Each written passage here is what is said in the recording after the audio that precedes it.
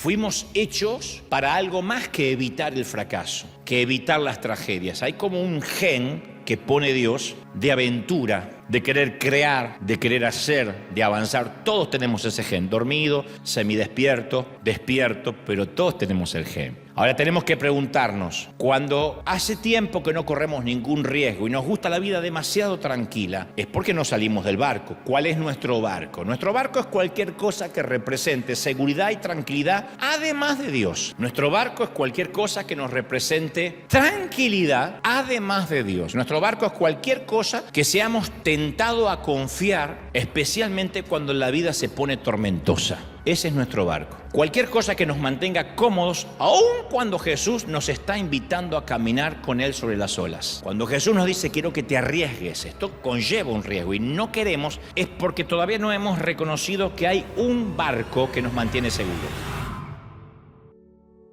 Bueno, hace unos 20 años atrás, veintitantos años atrás, Dios me permitió realizar una extensa gira por varios meses en diversos estados de México.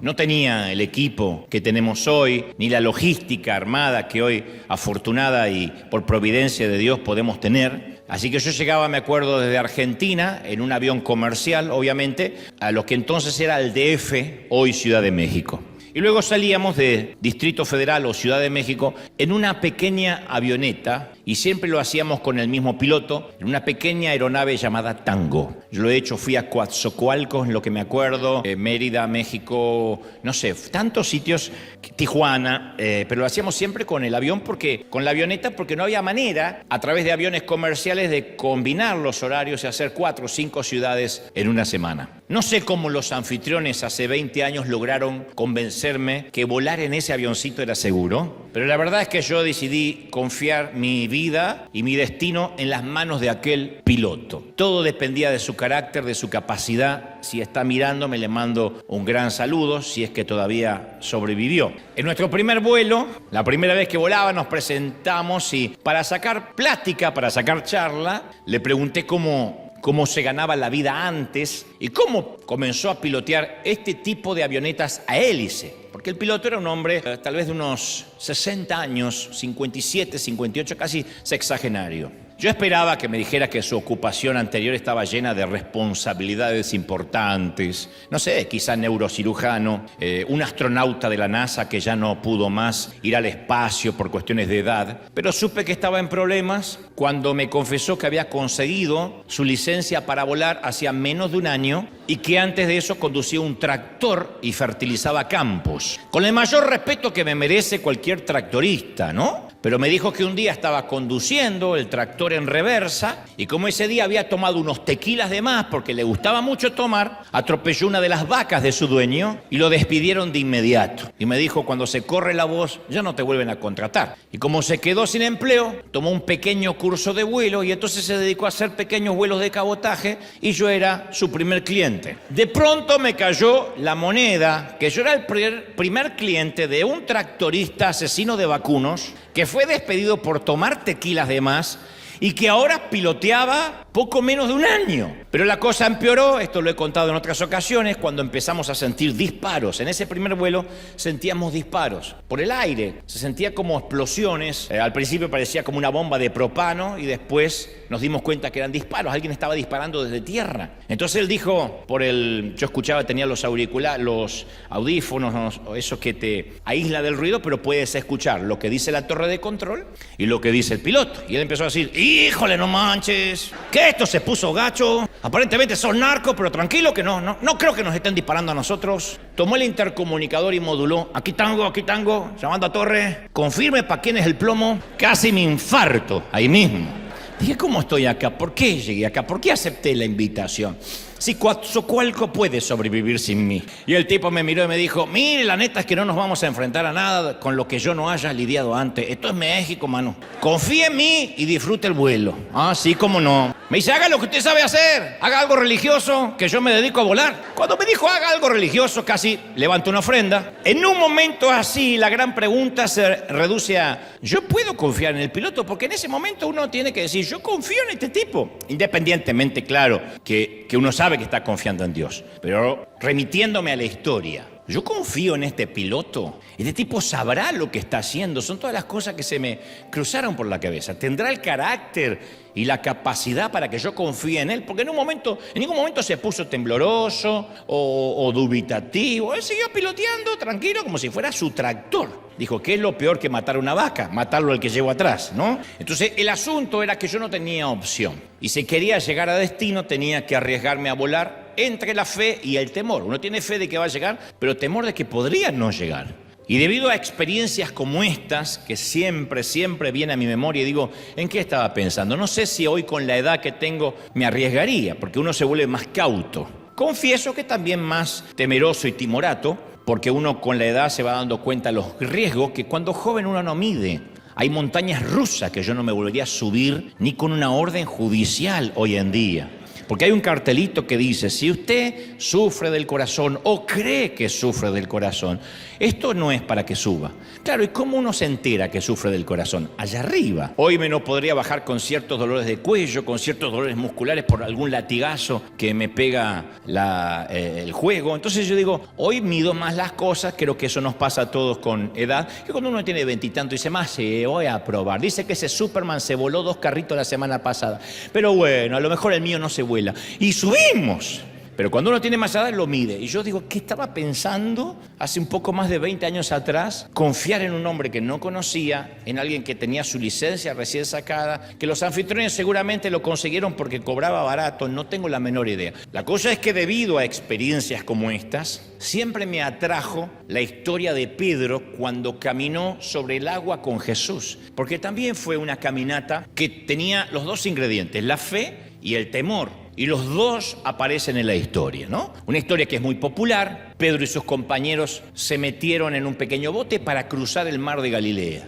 Jesús quería estar solo, así que se fueron a navegar sin él. Dice, después los alcanzo. Esta vez se desencadena una tormenta feroz, no fue cualquier aguacero, fue tan violenta que lo único que los discípulos podían hacer era mantenerse vivos, sobreviviendo a flote. Para las 3 de la madrugada, me imagino que ya no estaban preocupados por llegar a la otra orilla, solo querían seguir vivos. Ya era una ganancia seguir vivos, como cuando uno ve que el helicóptero se está cayendo y uno dice, ya no importa si llego o no llego, lo que quiero es aterrizar lo mejor posible sobre lo que sea. Eso era lo que los discípulos estaban viviendo. Entonces uno de los discípulos nota una sombra en el agua que se mueve en dirección a ellos. En principio creen que es un fantasma, pero después empezó a verse como una figura humana. Los discípulos estaban convencidos, obvio, de que se trataba una aparición fantasmagórica. Así que se aterrorizaron, gritaron con temor, y es interesante observar que los discípulos entraron a la barca originalmente por órdenes de Jesús. Tenían que aprender, al igual que todos nosotros, que la obediencia al Señor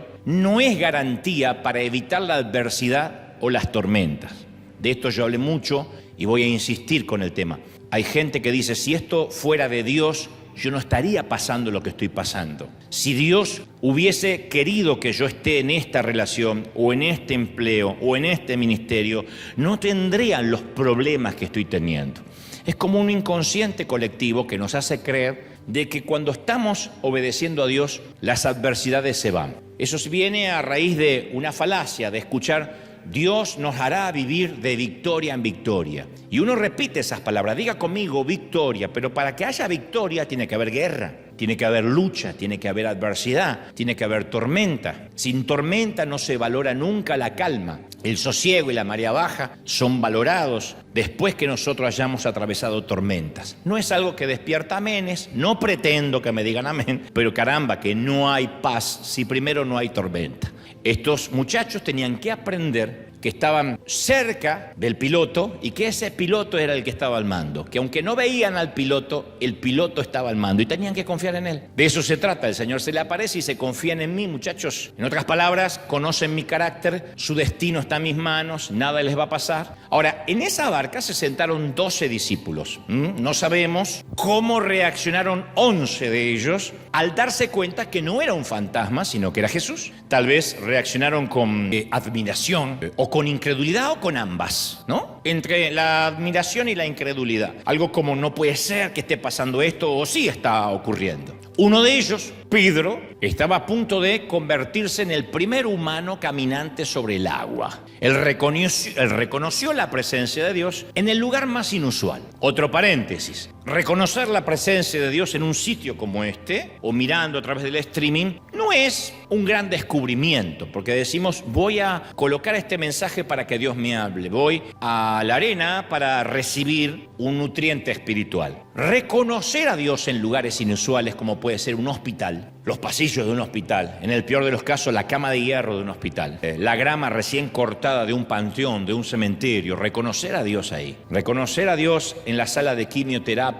la sala de diálisis, es una tarea mucho menos frecuente que cuando decimos, sentí la presencia de Dios hoy mientras cantábamos. Esto es lo que le está ocurriendo a Pedro. Está reconociendo a Dios en un sitio inusual. Así que se le ocurre una idea y dice, si eres tú, mándame que vaya a ti sobre el agua. Si eres tú, ¿por qué no me haces que yo camine tan bien? ¿Por qué razón Mateo, en este caso la Biblia, incluye este detalle? Que Pedro dice, si eres tú, envíame a caminar contigo. Digo, ¿por qué Pedro simplemente no se zambulló esperando que pudiera caminar sobre el agua? ¿Por qué no se tiró de la barca sin decirle, si eres tú, mándame, dame la orden? ¿Por qué pide una orden? Es Jesús el que está ahí. Yo estoy en la barca, bajo y seguramente voy a caminar como él, o en su defecto no dejará que me hunda. ¿Por qué Pedro está pidiendo una orden? Dame una orden. Y yo creo que esto es por un motivo muy importante. Esta no es una historia de cómo correr riesgos. Se trata, en esencia, de un relato acerca de la obediencia. No de correr riesgos porque sí, de la obediencia. ¿Qué significa? Que tenemos que discernir siempre entre un llamado auténtico y genuino de Dios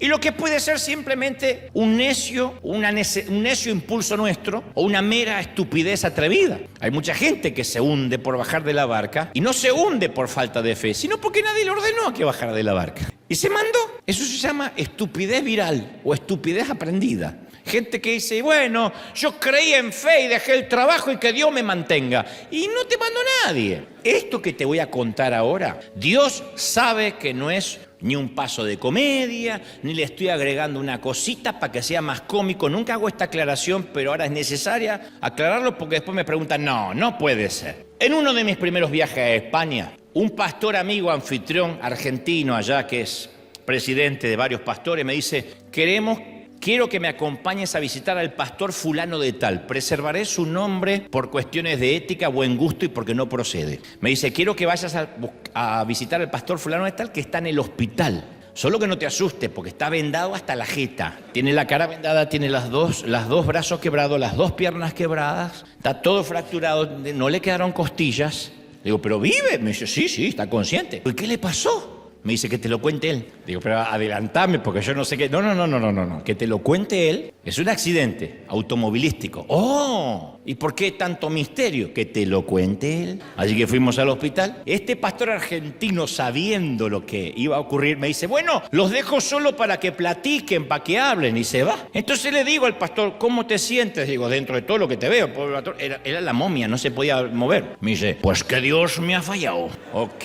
Y bueno, sí, es la pregunta que es el razonamiento, la conclusión a la que uno llega cuando pasan estos infortunios. Me dice, no, pues que me ha fallado de verdad. Mire, yo venía de predicar y había predicado en 4 lugares sin parar, así a lo Dante, como te contó recién. Dice, prediqué martes, prediqué miércoles, prediqué jueves, prediqué viernes, y viernes prediqué muy lejos y fui con mi auto.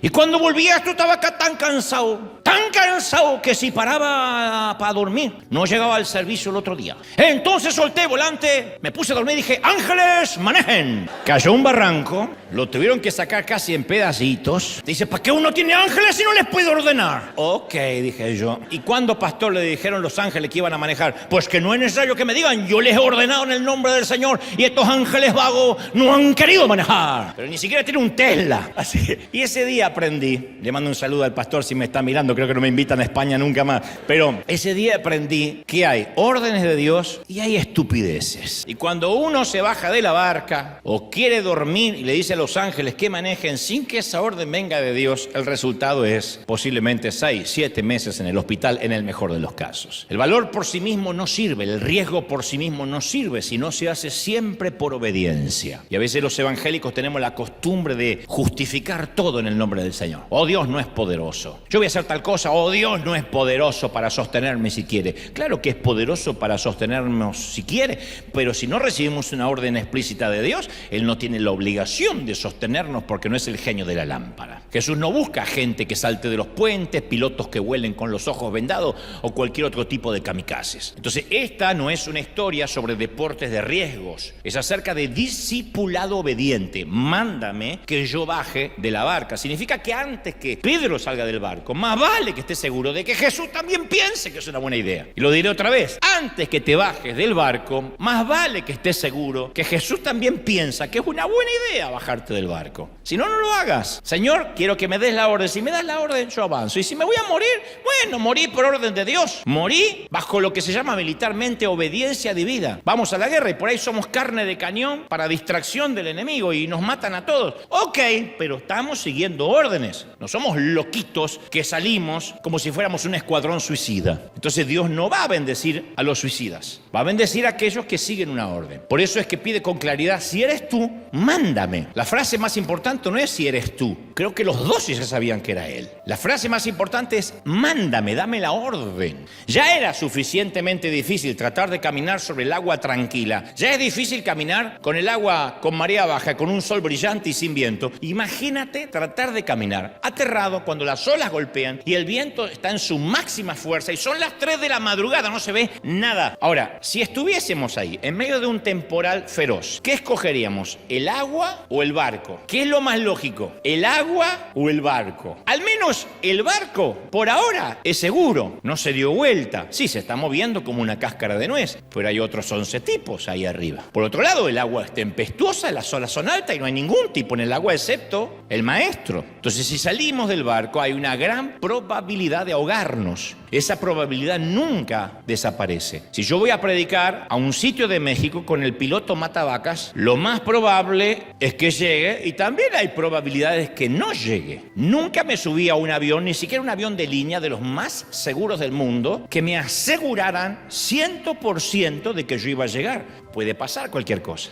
aún cuando conducimos un automóvil. Ahora, si no salimos, hay una certidumbre garantizada de que nunca caminaremos sobre el agua. Yo puedo evitar volar en avión. Digo, no, yo tengo terror de volar en avión y hay una certidumbre de que hay ciertos sitios a los que solo se llega en avión que nunca voy a llegar. Yo puedo decir, detesto los autos, que maneje otro, como si el otro no fuera a chocar. El chofer del Uber o del taxi o del bus, todos tienen la misma posibilidad que tenemos nosotros de estar al volante. Entonces este es un principio que nunca falla. Para caminar sobre el agua hay que salir del barco, si no, no se puede caminar. Pero siempre hay algo dentro nuestro que nos dice que la vida es más que sentarse a navegar en un tranquilo y placentero velero. Hay algo como que en un momento en la vida decimos, tiene que haber algo más. Aún aquellos que decimos, mi sueño es una casita, un autito y nada más. Y una parrillita por ahí para hacer un asado al fondo. Aún los que, o barbecue. Aún los que dicen eso, hay momentos que dicen, no, la vida tiene que ser más que esto. Fuimos hechos para algo más que evitar el fracaso, que evitar las tragedias. Hay como un gen que pone Dios de aventura, de querer crear, de querer hacer, de avanzar. Todos tenemos ese gen, dormido, semidespierto, despierto, pero todos tenemos el gen. Ahora tenemos que preguntarnos, cuando hace tiempo que no corremos ningún riesgo y nos gusta la vida demasiado tranquila, ¿es porque no salimos del barco? ¿Cuál es nuestro barco? Nuestro barco es cualquier cosa que represente seguridad y tranquilidad, además de Dios. Nuestro barco es cualquier cosa que nos represente tranquilidad, además de Dios. Nuestro barco es cualquier cosa que seamos tentados a confiar, especialmente cuando la vida se pone tormentosa. Ese es nuestro barco. Cualquier cosa que nos mantenga cómodos, aun cuando Jesús nos está invitando a caminar con Él sobre las olas. Cuando Jesús nos dice, quiero que te arriesgues, esto conlleva un riesgo y no queremos, es porque todavía no hemos reconocido que hay un barco que nos mantiene seguros. ¿De verdad queremos saber cuál es nuestro barco? Bueno, nuestro temor nos lo va a decir. Yo pensé que no tenía ningún barco hasta que mi miedo me lo dijo. Todos tenemos un barco. Solo tenemos que preguntarnos, insisto, ¿qué es lo que me produce más temor cuando pienso en dejarlo atrás y caminar hacia adelante en fe? ¿Qué es lo que no podría dejar? ¿Qué es lo que diría, no podría vivir sin eso, no podría vivir sin él, no podría vivir sin ella? O sin ellos, en el caso que sean hijos. Yo conocí a un caballero cuyo barco es su oficio, su vocación. No está mal tener un oficio y vocación. Por cierto, es maravilloso. El tema de este caballero caballero que ese es su barco de seguridad. Y trabajó casi toda la vida en la misma compañía, y eso tampoco es malo, sino que él siempre, confiesa, sintió una sensación de que Dios lo estaba llamando a hacer algo mayor, a servirle a él, que no estaba destinado a fabricar lo que fabrica, que él estaba destinado con su capacidad de administrar cosas que tenían que ver con el reino de Dios. Sin embargo, él cayó su conciencia durante años, ofrendando grandes cantidades de dinero a la iglesia, pero nunca pudo quitarse de encima el temor de que nunca se atrevió a seguir su llamado y sabe que quizás ahora es tarde. Él sí recibió la orden, baja, y él no quiere obedecer y algo lo carcome por dentro y ahora dice: soy un tipo grande, pasé la mediana edad y no sé si ahora tengo ganas, con nietos, de correr un riesgo que debía haber corrido antes. Conocí una dama cuyo barco es su relación. Ha estado involucrada durante años con un hombre que nunca tiene la iniciativa de hacer nada. Y está bien que todas las damas tienen cierto instinto maternal. A veces quieren ser un poco hijas, casi como un juego de ese hombre. Hay momentos que necesitan ser contenidas, cuidadas, escuchadas. Y está bien que a veces también les sale el instinto maternal de cuidar y proteger a su hombre, cuando ese hombre no es otra cosa que un niño en un cuerpo de adulto. Pero cuando el patrón es continuo y la esposa, en lugar de tener un hombre, tiene un niño al que criar toda la vida, que si no lo empuja no va a trabajar, que si no lo empuja no va a buscar empleo, que no tiene iniciativa de nada, que evita hablar acerca del futuro y que en todo caso, en el peor de los casos, hace sentir a la dama como un simple objeto que usa cuando tiene ganas, esa dama se empieza a hartar. En este caso ella sabe que no tiene futuro, pero no cree que pueda manejar la situación de perderlo. Y su barco está tambaleándose mucho hace años, pero tiene demasiado miedo para dejarlo. Siente que lo peor sería estar sola. De manera que aunque su esposo la engañe y aunque sea el peor, ella va a continuar porque de alguna forma ese es su barco. El barco que le simboliza legalidad en el país, el barco que le tipifica tranquilidad cierta, económica, y se pregunta: ¿y a dónde voy a vivir? No lo sé, pero lo que estás viviendo es un infierno seguro, pero un infierno al fin. Aquello puede que sea un infierno probable o tu salvación. Conocí a un pastor que está al frente de una congregación que está plagada de divisiones y chismes. Por eso dicen pueblo chico, infierno grande, porque está plagada y siempre se le están dividiendo y siempre están causando problemas. Y en vez de dirigir la iglesia con una visión clara, sus esfuerzos se concentran en aplacar y complacer a los miembros enojados para que no se le vayan de entre esos 30 a 40 personas los que le ponen el diezmo. Pero nunca va a cambiar. Este hombre nunca va a cambiar porque ese es su barco y ese es su estilo para estar al timón. Aplacar y tener felices a los que están dentro. Si cambia o lo deja, cree que no sabría qué otra cosa hacer. Así que ese es su barco. Sabe que no está produciendo, que no es efectivo, que no está creciendo, pero es su barco, su barquito, su iglesita. Todos los domingos le dicen pastor y una vez al año le festejan el cumpleaños. Es su barquito. Conozco a alguien más cuyo barco es un secreto, la pornografía. Él dice que es una adicción inofensiva, un desahogo, un desfogue. Nada que le haya costado su matrimonio o su trabajo hasta ahora, pero nadie lo sabe. Teme admitirlo. Pero el secreto lo está matando y es su barco, es su refugio. Eso es su barco. El barco de una muchacha que conozco es su madre. Con el objeto de hacerla feliz, ella lo intenta todo. Ella tiene su propia pareja, debería estar mirando por su propio futuro, pero hay una carga, una culpa que su madre supo implantar cual terrorista emocional en los engramas mentales de la neurogénesis de su hija, que ella, la hija, siente que siempre debe complacer a su mamá, que los novios que ella elige deben agradarle a su mamá, que si ella va a seguir una carrera, su mamá debe estar de acuerdo. Y lo irónico es que su mamá está frustrada y nada de lo que ella haga jamás será suficiente para complacerla. Pero el pensamiento de contradecir a su mamá la atemoriza. Esa es su barca. Ella podría estar bajando hacia un futuro, hacia lo que Dios tiene, pero hay una barca que la tiene amarrada. Esto no es lo mejor, no es la vida que soñaba.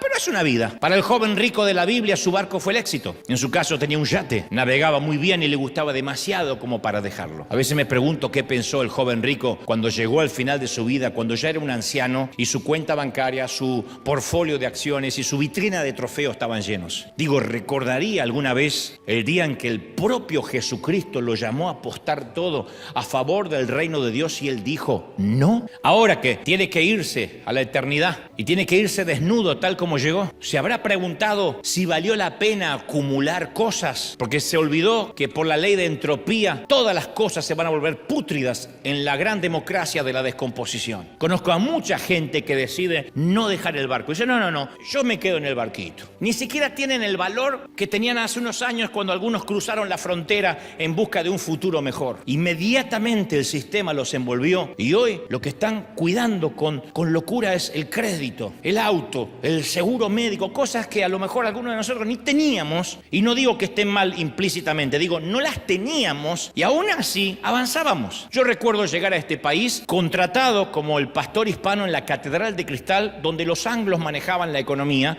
y cuando yo decía quiero evangelizar o queremos estar en televisión para que la iglesia crezca o hacer campañas, me reunían con un tesorero o con un contador y el contador decía, vamos a ver la planilla Excel y vamos a ver qué presupuesto tenemos y en base al presupuesto es lo que podrás hacer. Estos son los Estados Unidos de América. Y yo dije, ok, no vengo acá a implementar mi cultura hispana en la Unión Americana, estoy de acuerdo, pero después de 3-4 meses donde si no había presupuesto para papel higiénico, no se podía ir al baño, empecé a darme cuenta que Dios no es una planilla Excel, que estuve 40 años en mi Argentina viviendo en fe, sin planilla Excel, sin contadores, confiando en que Dios decía, baja del barco que yo estoy contigo.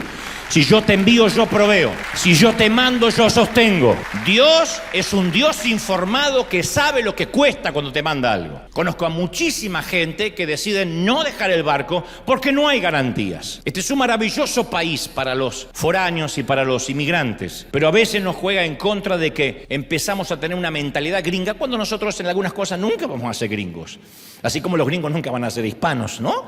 Pero hay cosas que se nos empiezan a implantar y empezamos a pensar en una cajita. Lo que tenemos de bueno nosotros es que, como nuestros países son tan arena movediza desde los gobiernos para abajo, nos hemos acostumbrado a pensar fuera de la caja. Y cualquier cosa que hacemos tenemos plan A, plan B, plan C, hasta plan Z. Tecnología de punta con alambre hispano, atado con alambre hispano, y seguimos. Pero en un momento nos empieza a ganar el sistema. Y ese sistema que no logra eyectarnos, pero tampoco logra tragarnos, nos hace pensar que si no hay garantías no queremos. Yo le cuento a la gente de todo el mundo que estamos en un país que llueve una o dos veces, un estado que llueve una o dos veces al año, y donde el 99,9% a diferencia de nuestros países tiene automóvil, pero los días de lluvia no lo saca para que no se moje, o porque es peligroso andar en el freeway.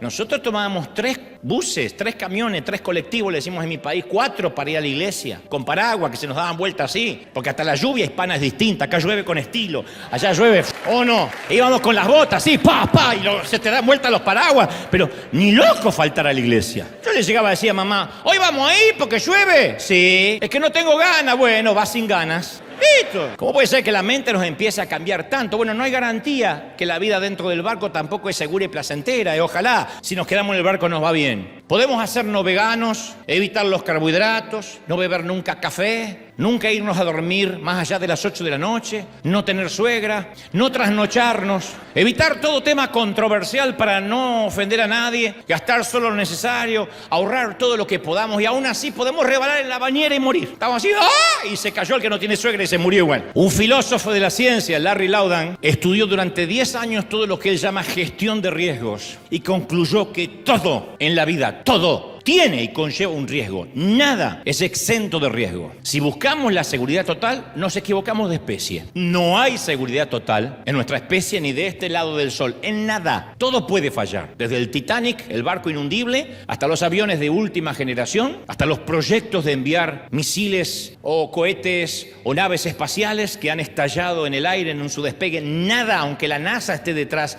es absoluta y completamente seguro. Podemos decir, me voy a quedar la vida sin salir de la cama, pero puede convertirte en uno de ese millón de personas que cada año van a emergencias porque se caen de la cama. Podemos cubrir nuestras ventanas para no mirar el exterior, pero eso puede convertirnos en uno de los 10 personas al año que accidentalmente se ahorcan con los cordones de sus propias persianas. Desde luego, siempre hay peligro cuando salimos del barco, pero también lo hay si permanecemos en el barco. El peligro del pudo haber sido. Yo tengo terror a eso. Mi papá siempre fue un gran carpintero, pero era un nivel más que carpintero, era lo que se llama ebanista. Esos profesionales que pueden hacer de la madera obras de arte. Él literalmente hacía plantillas y luego que las dibujaba, él podía fabricar esas sillas o sillones tipo Luis XV, esos sillones casi barrocos que se venden muy caro en el negocio de la madera o de los muebles finos.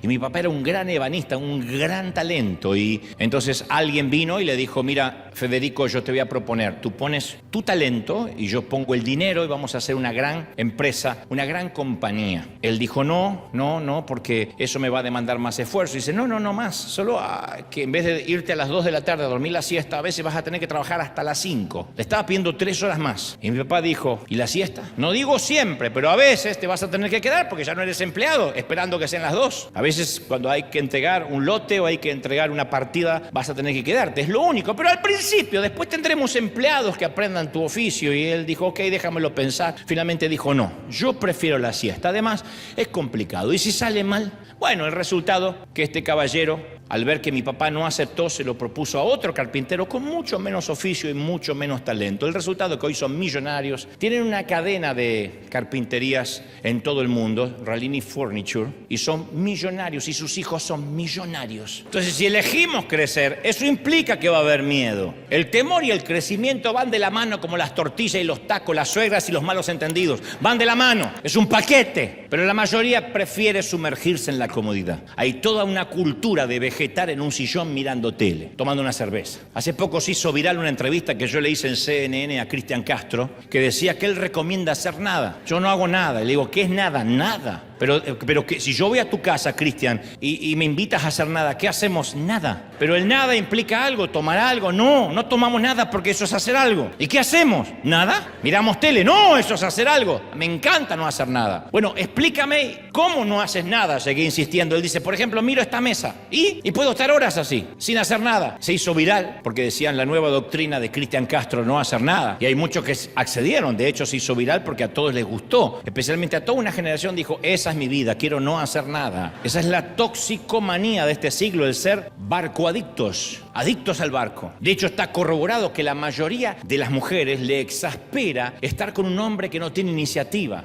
Las exaspera porque la mujer fue creada por Dios, cuando dice bajo la sujeción de, no es para obedecer órdenes, sino para ser contenida bajo los propósitos de ese hombre, bajo la iniciativa de ese hombre. Que no tenga que preocuparse todo el tiempo por la economía, todo el tiempo si mañana les quitarán el techo, todo el tiempo. Hay un momento que la mujer debe tener calma y paz, no porque necesariamente se haya casado con Tony Stark, sino porque el esposo no va a dejar que nada malo ocurra porque tiene iniciativa. Millones de personas en las iglesias de estos días también podrían llamarse asiento adictos. Quieren un poco de comodidad, un mensaje positivo, algo de fe, pero no quieren el riesgo de seguir a Jesús de verdad. Pero Jesús sigue buscando personas que quieran salir del barco. ¿Quieres seguir buscando personas que digan: yo quiero correr el riesgo? Cuando yo era pequeño íbamos a visitar a mi abuela y recuerdo que nadie podría abrir un viejo arcón que tenía, un baúl similar al que usan los que se ven en las películas de los piratas, que estaba en su cuarto, así lleno de herrajes, ¿no? Con una tapa curva.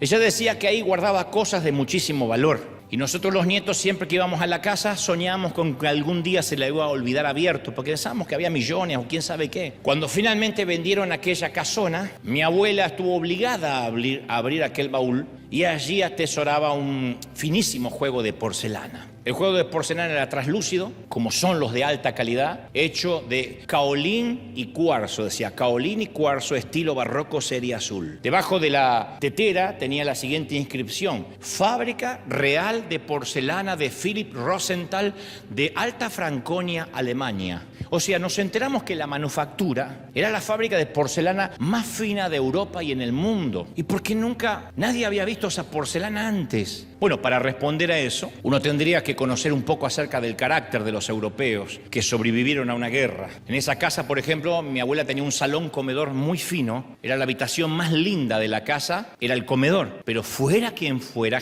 jamás se comía en la mesa del comedor. Siempre se comía en la mesa de la cocina sobre un mantel de hule, con todo el humo de los ravioles que te intoxicaban. El comedor estaba reservado para huéspedes muy especiales y como nadie era tan especial, jamás se usó el comedor, nunca. En el caso del juego de porcelana, mi abuela lo sacaba de tanto en tanto para limpiarlo y como era muy valioso y si se usaba podía romperse, lo envolvía otra vez con papel fino y lo volvía a meter en el baúl para alguna ocasión especial. Luego nos enteramos que ella de tanto en tanto decía, hoy me toca limpiar la porcelana, y la limpiaba para guardarla, porque nunca llegó la ocasión de usarla. Aparte, mi abuela nunca fue invitada a Buckingham por la reina Isabel, jamás en la vida, para decir yo llevo mis copas. Así que mi abuela se fue a su tumba sin usar uno de los obsequios más valiosos de su vida. Entonces, cada vez que se nos otorga un regalo o un don, quienes los recibimos debemos elegir una de dos opciones. La primera es pensar que ese regalo y ese don es tan valioso que no conviene ponerlo en riesgo. Entonces suponemos que si sacamos el regalo de su empaque, es posible que las cosas no resulten bien. Es una gran posibilidad. Puede ser mal usado, mal valorado por los demás, hasta puede romperse. Sacarlo de la caja siempre nos expone a un riesgo, siempre. La segunda decisión es pensar que ese regalo o ese don es tan valioso que justamente por eso debe exponerse al riesgo, porque si no lo sacamos del empaque nunca será utilizado. Dejar un don dentro del envoltorio frustra el deseo de quien te lo dio. No hay peor tragedia que un regalo sin abrir. Eso es apreciar más la seguridad que el crecimiento. Y si tenemos que ponerle un nombre al precio que pagamos por no abrir nuestro regalo, es la falta de crecimiento. No se crece sin caídas, sin roturas, sin riesgo. Fuimos hechos para crecer. De hecho, nos encanta ver el crecimiento. Cultivamos jardines, nos encanta ver los árboles con hojas verdes, valoramos las reservas ecológicas, nos gusta ver crecer a los recién nacidos. Ese bebé apenas lloraba y balbuceaba ayer y hoy se une a las filas de los que pueden hablar. Y los papás nos emocionamos, aunque en años lamentaremos que nunca cierra la jeta, pero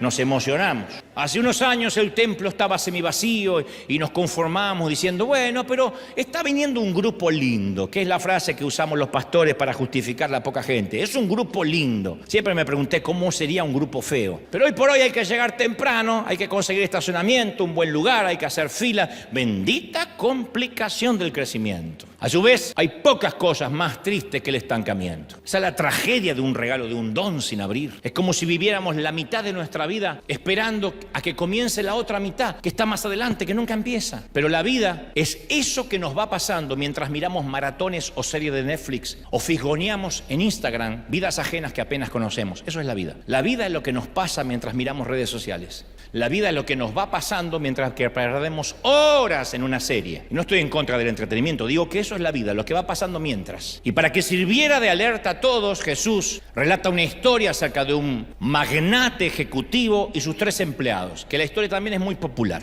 La historia aparece en Mateo 5:14 y relata cómo cada uno de ellos se les da una generosa oportunidad de bajar del barco. El patrón reúne a 3 empleados, les encargó sus bienes. El patrón le dio al primero 5 talentos, 2 al segundo y 1 al tercero. Un talento es la manera de cuantificar el dinero equivalente a 15 años de salarios. O sea, no era un aguinaldo, dividió sus bienes, su herencia, 15 años de salario. En ese tiempo la gente vivía al día, por lo tanto, acumular solo un año completo de salario significaba una riqueza fabulosa. Así que las cifras de las que Jesús habla son siderales y asombrosas. Este magnate era Jeff Bezos, Elon Musk o Mark Zuckerberg. Les encargó su fortuna y luego se fue. Es la ocasión para que todos pongan en práctica la iniciativa, el bajar del barco, gestionar sus habilidades en el mercado. Porque cuando uno recibe una herencia grande y fue un trabajador toda la vida, un empleado que vivía al día, al cheque,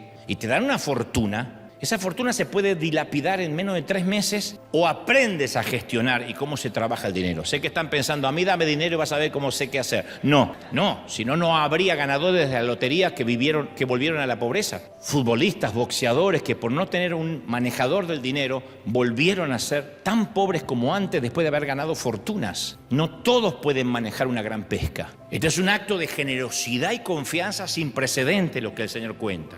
Es una oportunidad vocacional, organizacional y financiera. Y hasta ese momento estos tipos solo recibían órdenes: vaya para allá, estacióneme el caballo, meta la vaca para adentro, corra la gallina, alimente los chanchos. Su vida era rutinaria, predecible, segura, sin autoridad, pocos recursos, responsabilidad limitada. Hay gente que le encanta la responsabilidad limitada. ¡Qué lindo! Yo a las 5 de la tarde me voy y hasta el otro día no me acuerdo del trabajo. Bueno, así va a vivir. Nadie que no sea 24/7 va a tener más dinero del necesario. De repente cambian su destino para siempre esta gente. Tal vez el primer empleado llegó a la mujer y le dijo: gorda, nunca estuve vieja en una posición así para planificar nada. Vamos a correr riesgo, ¿entendés? Yo está bien, no teníamos hambre, pero anhelábamos algo más. Y vos sabés que el jefe hoy hizo algo que nunca pensé que hiciera. No sé si porque no tiene hijo, porque se peleó con la mujer, pero me llamó a su oficina. Me hizo un guiño del escritorio y me encargó gran parte de su fortuna. A mí me pareció increíble que tuviera fe en mí. Esta es una oportunidad tremenda. Y la mujer le dice: pero viejo, esto pasa en las películas. Sí. O en la vida real. El primer empleado se percata de que está recibiendo una delicada porcelana de caolín y cuarzo, estilo barroco, serie azul, con la inscripción Fábrica Real de Porcelana de Philipp Rosenthal, Alta Franconia, Alemania. Este empleado se da cuenta de que sería una locura permitir que cualquier cosa lo interfiriera. Porque es como que eres soltera y te manda un texto David Beckham o Brad Pitt, no te pones a orar. Brad Pitt dice: salimos, no oras. Si un argentino te ofrece cambiar una pupusa por un asado, no te pones a orar. Larga la pupusa. Bueno, el empleado hace eso, no se pone a orar, se abalanza sobre la oportunidad antes que el patrón reconsidere o cambie de opinión. El tercer empleado no hizo eso. Era el típico hispano, no ustedes, no, el típico hispano que vive en Estados Unidos, que se hace piqui, que salía a pelearse en las calles de Tijuana y ahora dice: ay, lluvia. Bueno, ese recibió el más grande de todos los dones y lo enterró en el campo. ¿Por qué haría algo así? ¿Por qué enterrás el don? Se te está dando dinero para gestionar. ¿Qué hace que alguien desaproveche la oportunidad de su vida? Esto nos lleva a una segunda verdad acerca del amo. Este empleado olvida un hecho muy importante en la vida. Olvida que el Señor del don regresará. Ese día siempre llega. Dice la palabra: después de mucho tiempo volvió el Señor de aquellos siervos y arregló cuentas con ellos. A mí me sorprende lo fácil que olvidamos esto. Hay muchísima gente que tiene reticencia al riesgo, ¿no? Y le echa la culpa a las circunstancias externas. Bueno, a ver, yo desarrollaría mis dones si no tuviera un jefe o un pastor que siempre me está socavando la iniciativa. Bueno, yo buscaría otro trabajo, pero voy a perder el seguro médico en el proceso. Bueno, yo me dedicaría más completamente a crecer espiritualmente, pero no tengo el tiempo. A mí el día no me alcanza. Yo habría desarrollado mi potencial, pero nadie se interesó en ser mi mentor, nadie me quiso discipular. Entonces desarrollamos el juego del cuándo y entonces. Cuando me sienta confiado, entonces usaré el don. ¿Cuándo y entonces? Cuando mi líder me apoye, entonces creeré. Cuando mi cónyuge sea más comprensivo, entonces lucharé para ser una mejor compañera. Y esperamos por la llegada de un cuándo que nunca llega, porque nunca hay un clima ideal para bajar del barco. Por lo general es al revés. Uno quiere bajar porque adentro se hunde seguro. Y el Señor nos preguntará: ¿qué hiciste con lo que te di? No le va a preguntar a nuestro pastor, a nuestra pareja, a nuestros padres, a los amigos. Nos va a preguntar a nosotros. Y no habrá manera de justificar el enterramiento de dones. Cuando el patrón interpeló al tercer empleado, este le ofreció otra racionalización de su pasividad. Dijo: yo sabía que usted es un hombre duro, que cosecha donde no sembró, recoge donde no esparció, así que tuve miedo y escondí su dinero bajo tierra. Pero está ahí, ojo que está ahí. El tipo quería una promesa de que nada le iba a salir mal, no una orden para hacer lo correcto. El miedo hace que la gente sepulte el tesoro que Dios les da. El miedo hace que la gente desobedezca el llamado del patrón. El miedo nunca llegó a la lista de los 7 pecados capitales, jamás. En la iglesia nadie es sometido a disciplina por tener miedo. Entonces, ¿por qué Dios manda a los seres humanos que dejen de temer con más frecuencia que ninguna otra cosa? El Señor no dijo muchas veces dejen de pecar. No dijo muchas veces dejen, ojo con faltar a la iglesia. Pero dijo no temas tan repetidas veces, porque el temor es la razón por la que evitamos hacer lo que Él nos pide. Por eso necesitamos escuchar esa orden todo el tiempo. En la Biblia hay 366 versículos que incluyen la palabra no temas. 366, arbitraria y quirúrgicamente, una para cada día del año, incluyendo el año bisiesto. Una mujer se siente atrapada en un matrimonio lleno de abuso, pero el miedo le impide reconocer la realidad y buscar ayuda. Un muchacho se siente presionado por sus padres para seguir una carrera que no desea, pero por miedo evita hablarlo y es capaz de estudiar una carrera y trabajar de lo que no le gusta toda la vida para que papi esté feliz. Una mujer joven termina comprometida con un hombre que no ama, sabe que no ama a ese hombre, pero como todo el mundo está esperando que se casen y todo el mundo le dijo que es un buen muchacho,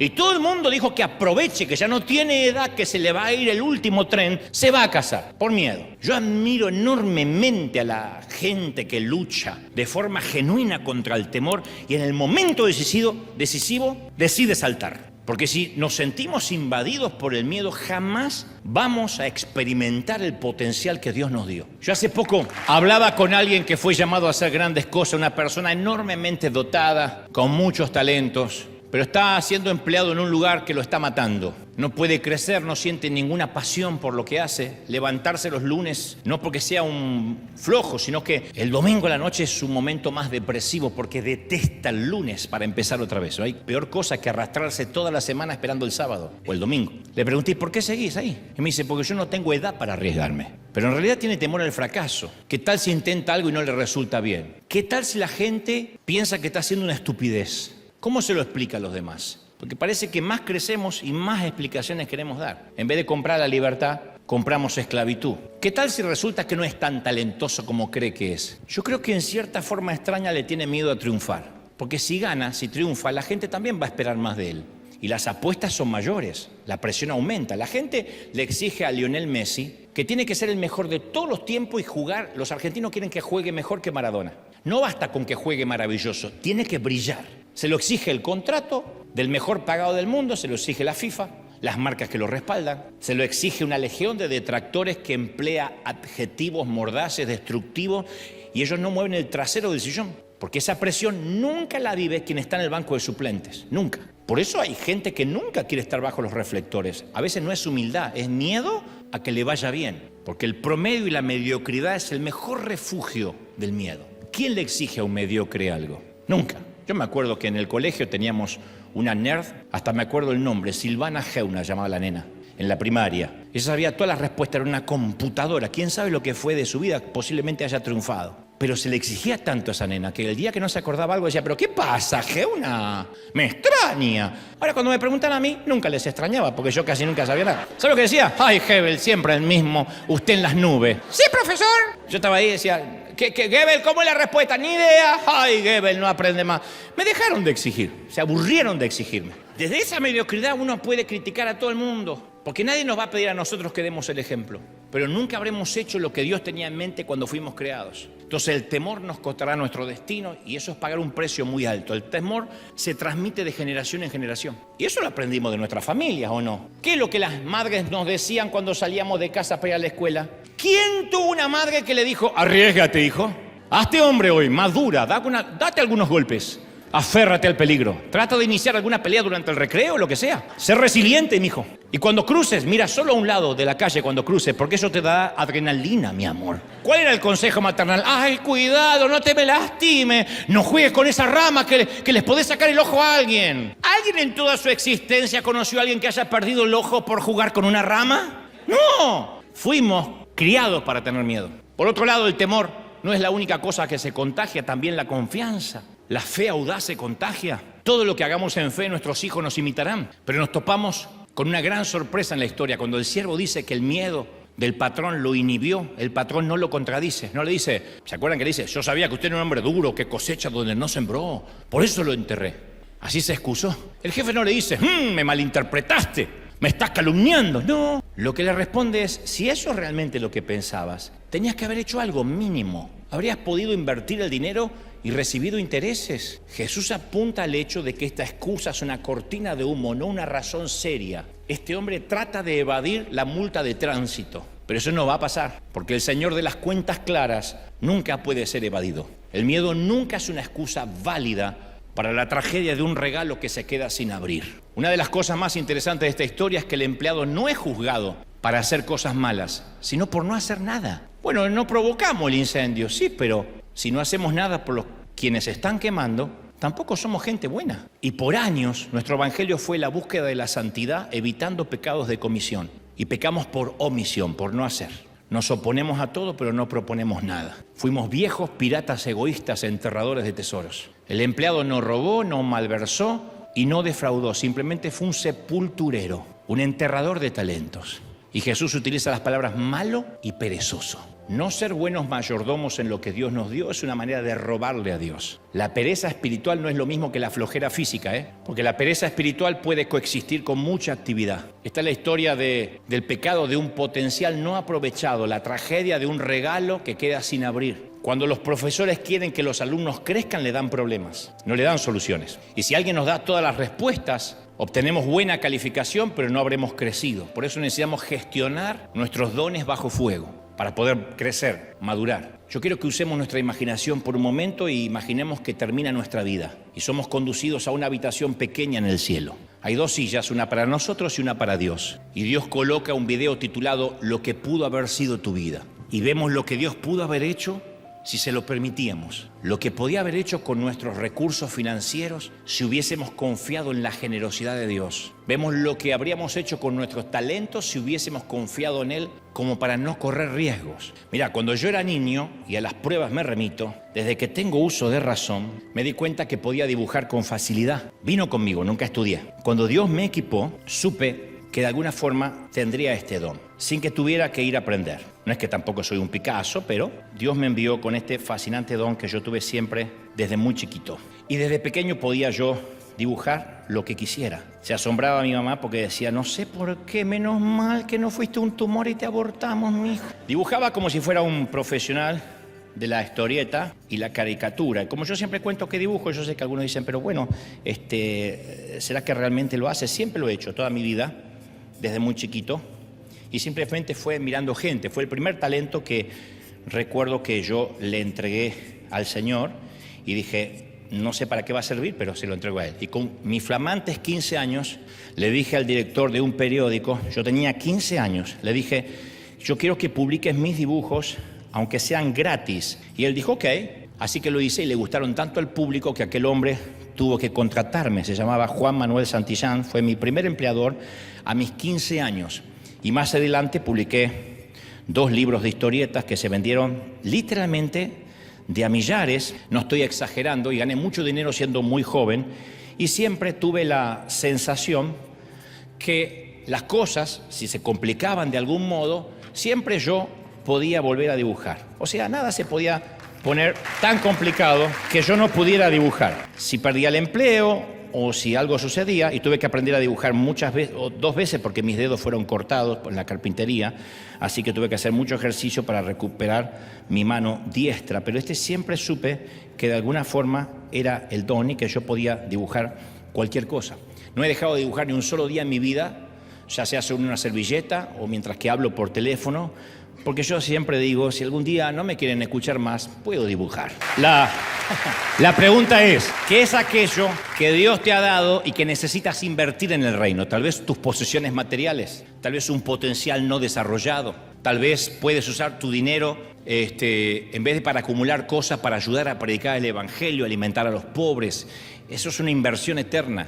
O tal vez necesitas gestionar tu tiempo. O puedes seguir a la deriva, levantarte, trabajar, volver a casa, cenar, ver tele, jubilarte y un buen día morir. Es hora que entres al juego. Y te lo voy a decir sin vueltas. Invertir todo lo que posees en el reino de Dios es lo más grande que jamás se te va a presentar. Tienes que ofrecer lo más valioso. Nunca, capaz que va a ser demasiado visible, pero el Señor del don puede tomar 5 peces, 2 panes y alimentar a una multitud. El Señor del don puede tomar 2 monedas ofrecidas por una viuda pobre y transformarla en la ofrenda más importante de la historia. Puede tomar un fugitivo tartamudo llamado Moisés y desafiar a un dictador mundialmente poderoso con toda su infantería armada. El Señor del don puede tomar a 11 torpes seguidores y crear una comunidad que se propague por el mundo. No tienes idea de lo que significa bajar del barco. Lo que sea, bajar del barco es maravilloso. Y para culminar, te voy a regalar pequeño poema, quizás el más triste que jamás se haya escrito, pero vale la pena, viene a cuento. En un principio se lo atribuyeron a Jorge Luis Borges, pero se cree que el autor real sería Don Herold. Y dice, si pudiera vivir nuevamente mi vida, trataría de cometer más errores. No intentaría ser tan perfecto. Me relajaría más, tomaría muy pocas cosas con seriedad. Correría más riesgos, haría más viajes, contemplaría más atardeceres, subiría más montañas, nadaría más ríos. Iría a más lugares donde nunca he ido y tendría más problemas reales que problemas imaginarios. Yo fui una de esas personas que vivió sensata y prolíficamente cada minuto de su vida. Y también era de esos que no iban a ninguna parte sin un termómetro, una bolsa de agua caliente, un paraguas y un paracaídas. Pero si volviera a vivir, viajaría más liviano. Comenzaría a andar descalzo a principios de la primavera y seguiría descalzo hasta concluir el otoño. Y a este poema yo le agregaría, cuando mire hacia atrás y vea una vida de conversaciones profundas, íntimas y sinceras que nunca tuve, grandes y sólidas oraciones que nunca hice, riesgos estimulantes que nunca corrí, regalos sacrificiales que nunca ofrecí y vidas a las que jamás toqué. Me sentiré triste porque me veré sentado en un sillón reclinable que hace ruido, con un alma marchita y un viejo televisor que me aburre. Y me daré cuenta que allá afuera había un mundo lleno de necesidad. Y un gran Dios que me llamaba a ser parte de algo más grande que yo mismo. Veo a la persona que pude haber sido, pero que no soy, porque me transformé en un sepulturero de dones. Un viejo pirata enterrador de tesoros sin abrir. Una vida entera que era un juego de porcelana fina, translúcida, como suelen ser los de alta calidad, de caolín y cuarzo, estilo barroco serie azul, pero que ha estado tanto bajo tierra en el refugio de mis miedos. Y ahora que me estoy muriendo, me doy cuenta que esa fina porcelana jamás fue ni será usada. Por favor, no formemos parte de la toxicomanía de este siglo. Tú no quieres ser un sepulturero de dones. Tú no quieres ser un viejo pirata enterrador y mucho menos un barco adicto. Corramos el riesgo, bajemos del barco, saltemos al vacío, sigamos el llamado del Señor en esta que es una temporada de riesgo. Agradezcamos al Rey de Reyes. ¡Vamos! ¡Celebra, celebra, celebra al Rey! ¡Aleluya! Dale un aplauso grande al Señor de señores. Dale un aplauso grande al Señor. Hay fe. Hay órdenes para bajar del barco. ¡Bendito eres! ¡Uy! Impresionante. Te exaltamos, Rey. Te exaltamos, Rey de Reyes. Dulce Espíritu de Dios. Vamos a levantar nuestras manos y decir, Señor, heme aquí. Envíame a mí. Parece un recurso tan usado decir eso. Lo hemos dicho en campañas, en cruzadas. Levante la mano quien quiera servir a Dios, en campamentos, en congresos. Pero hoy debo decirte y leerte las letras pequeñas. Me dice el Señor que habrá riesgos, que las cosas no podrían terminar tan bien como las tienes planificadas. Es más, tendrás que entregar tus propios planes al Señor. Nuestros planes serán como hojarasca comparado con las escenas y los momentos de riesgo a los que Él nos llevará. Y es como cuando se envía a un agente secreto de la CIA o de cualquier fuerza secreta a una misión. No podemos garantizarles que las cosas saldrán bien, pero sí sabemos que estará cumpliendo su misión. Y Dios nos dice ahora, ¿cuántos van a bajar del barco? No te está el Señor llamando a hacer algo estúpido, te está diciendo cuántos van a obedecer la orden de dejar la comodidad, de dejar el confort y decir yo quiero. Va a cansarte, va a demandar mucho esfuerzo físico, te va a costar horas. A veces a mí me dicen, pero viajas mucho y son muchas horas. ¿Vale la pena gastarse para Dios? ¿Vale la pena? ¿Qué otra cosa yo podría hacer? Si Dios me alista en sus filas para servir, de verdad que voy a decir, no, pero que no me exija tanto, y que sea más placentero los viajes, y no tan seguidos. Y si me das los oídos de la gente, tampoco quiero hablar mucho porque se van a cansar. Dios dice, necesito que se pongan entre la brecha, entre los vivos y los muertos. Gente que pague el precio, gente que se dedique el resto de su vida, Señor, sacrificialmente, como tantos misioneros, como gente que dejó su comodidad y se embarcó hacia islas lejanas y primitivas a llevar el evangelio donde nadie más iría. ¿Quién irá por mí?, dice el Señor. Y sí, puede que haya algunas plagas, puede ser que haya mucha oposición, incluso persecución, pero Dios está buscando gente que se atreva. Porque Él sabe que de última Él nos sustentará como a Pedro y nos dirá, no temas, yo estoy contigo. Pero seremos caminantes sobre el agua o barcoadictos. Vamos a dejar la adicción al barco, la adicción a la seguridad, la adicción a lo que el sistema nos dice. No son tus ahorros los que te mantendrán a salvo, no lo son. No es tu retiro lo que te mantendrá a salvo. No creas que es tu seguro de salud, lo más importante es Dios quien te ha sostenido. Y Él añadirá todas las cosas que sean necesarias. Pero aún así, si hay un tiempo en que no tengas nada, deberás confiar de que Dios siempre está. Aunque no lo veas, el sol ha estado aquí en el sur, en el norte, en el oeste de California todos estos días, esta semana. No lo hemos visto, pero el sol está ahí tras las nubes. Yo venía en avión y el día era soleado hasta que el avión descendió por debajo de las nubes y vi que una tormenta acechaba los sitios donde vivimos, pero encima el sol está. Lo que trato de decir es que lo veamos o no, Dios nos sostiene, Dios nos bendice, Dios está al control, Dios permite la lluvia, Dios permite que el avión se mueva, Dios permite la turbulencia, Dios permite que ese barco se tambalee. Fue idea original de Dios que tu barco se tambalee, para que en algún momento te diga baja y bajes. Es ahora. Benditos los que toman esta decisión antes de los 30. Benditos los que toman la decisión a los 40, pero más benditos sean los que a los 70 dice, todavía no soy muy viejo para no correr riesgos, puedo hacerlo, todavía no me he muerto, hay cosas que puedo hacer y que me importan menos lo que diga la gente. Vamos, es el tiempo de Dios, acá o en casa. Reciban esta palabra de parte del Señor. Padre, gracias. Hasta aquí nos has traído, nos has bendecido. Y he transmitido esta palabra conforme me has dicho que diga. Señor, mira las manos que se levantan ahora. Séllalos con tu espíritu. Derrama tu gloria. Uy, momento sobre ellos. Crece la pasión, crece el riesgo. Habrá gente de verdad hoy que diga, Señor, yo corro el riesgo. Vamos, mantén tu mano en alto y dile, Señor, yo no sé lo que viene para mi vida, no tengo nada que perder. Pero si perdiera lo poco que tengo, vale la pena gastarse para Dios. Vale la pena correr el riesgo. Vale la pena dejar la adicción de la barca. Creemos. Aunque tu don sea pequeño como el mío de dibujar, cree que eso te abrirá puertas y te sentará en mesas de reyes. Eso te sentará en mesas de príncipes. Tu don te abrirá camino, dice la Biblia. Tu don, el don del hombre, le abrirá camino. El don abrirá camino. Aleluya. Más de tu espíritu, más de tu gloria. Sella esta palabra aquí en casa. Señor, gracias por esto. Gracias porque nos vuelves a hablar, porque nos tocas, porque nos redimes, porque nos bendices. Porque nunca nos deja y hoy nos pegas un sacudón fuerte diciendo, tengo más. He transmitido este mensaje y creo que va a ser mella, va a ser semilla y crecer en tu corazón. Padre, yo sé que he sembrado, pero tú produces el riego y el crecimiento. Lo creemos, lo declaramos. Bendice a estos tus hijos, bendice a estas tus hijas. Tu gloria, tu presencia esté sobre nosotros ahora. Nos acompañes hasta casa. Esta palabra quede sostenida en nuestra mente, corazón y alma. Yo sé que habrá gente tomando decisiones fundamentales antes que termine el año. Y esas decisiones cambiarán tu vida tal como la conocías. Soy libre de esta palabra, soy libre de tu sangre, soy libre de tus decisiones. He transmitido lo que creo Dios me dijo que te diga. Es una cosa ahora entre tú y el Señor de los dones, el Señor de las cuentas claras. Lo creemos, lo declaramos en el cuerpo, en el alma y en el espíritu.